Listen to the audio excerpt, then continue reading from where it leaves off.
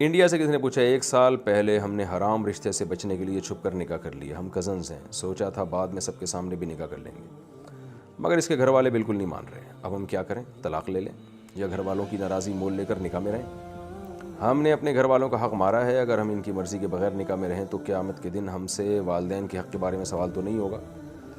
لڑکی کا اپنے ابا کی مرضی کے بغیر نکاح کرنا بری حرکت ہے. اس کے سائیڈ ایفیکٹ بہت زیادہ ہوتے ہیں, لڑکیوں کی زندگیاں تباہ ہوتی ہیں.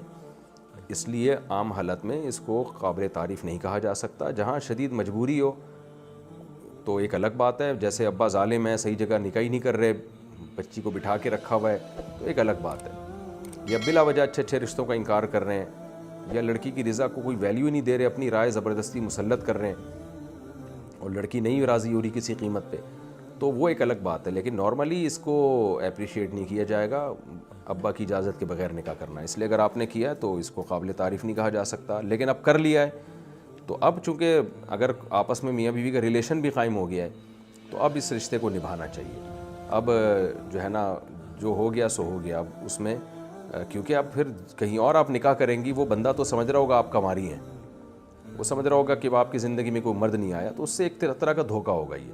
تو اس لیے اب جو ہونا تھا وہ ہو گیا. جب بعض غلطیاں ایسی ہوتی ہیں وہ ریورس نہیں ہوتی. اگر اب صحیح کیا غلط کیا تو میں پورے حالات جب تک سامنے نہ آئے بتا نہیں سکتا.